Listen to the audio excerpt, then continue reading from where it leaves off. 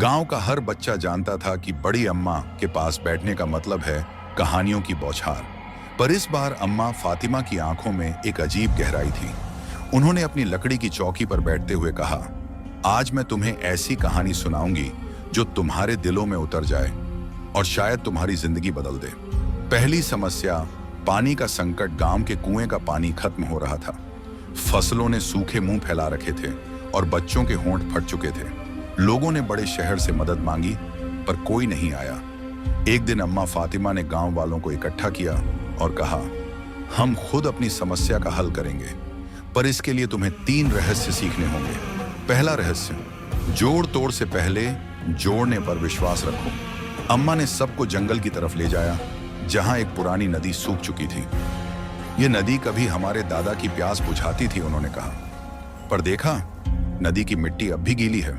जमीन के अंदर पानी मौजूद है, बस हमें उस तक पहुंचना है। गांव वालों ने मिलकर खुदाई शुरू की। जवानों ने कुदाल चलाई, बूढ़ों ने हौसला बढ़ाया और बच्चों ने पानी ले जाने वाले बर्तन बनाए। दिन रात की मेहनत के बाद जमीन ने अपना खजाना खोल दिया, साफ पानी का चश्मा।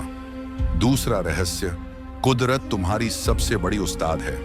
अम्मा फातिमा ने सबको एक बूढ़े आम के पेड़ के नीचे बैठाया। पेड़ के तने पर कीड़ों ने हमला कर रखा था।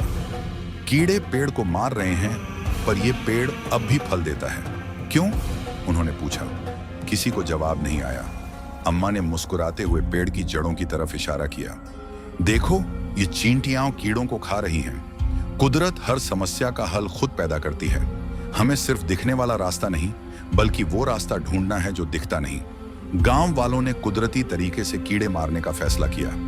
चींटियों की मदद से फसलों को बचाया गया और आम का पेड़ फिर से हरा भरा हो गया। तीसरा रहस्य, एक चिंगारी से आग लगती है, पर सब्र से। गांव में अब खुशियां लौट आई थी, पर अम्मा फातिमा की आंखों में एक और बात थी। एक दिन उन्होंने सबके सामने एक सूखी लकड़ी का टुकड़ा रखा और कहा, इसे आग दो।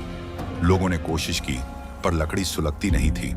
अम्मा ने हंसते हुए लकड़ी के नीचे सूखे पत्ते रखे और एक छोटी सी चिंगारी दी। आहिस्ता आहिस्ता पत्ते जले, लकड़ी भड़की और आग ने गर्मी फैला दी। देखा, अम्मा ने कहा, मुश्किलें भी ऐसी ही होती हैं। छोटी कोशिशें लगातार की जाए तो आखिरकार कामयाबी आती है। हार मानना इंसान को अंधेरे में छोड़ देता है। सीख, जिंदगी की हर मुश्किल एक सबक छिपाकर लाती है। गांव वालों ने अम्मा फातिमा के तीनों रहस्य अपनाए। आज वह गांव न सिर्फ पानी और फसलों में आत्मनिर्भर है, बल्कि आसपास के इलाकों के लिए एक मिसाल बना हुआ है। अम्मा फातिमा का एक वाक्य हर घर की दीवार पर लिखा है, जो सीखने को तैयार हो उसके लिए कोई समस्या आखिरी नहीं होती।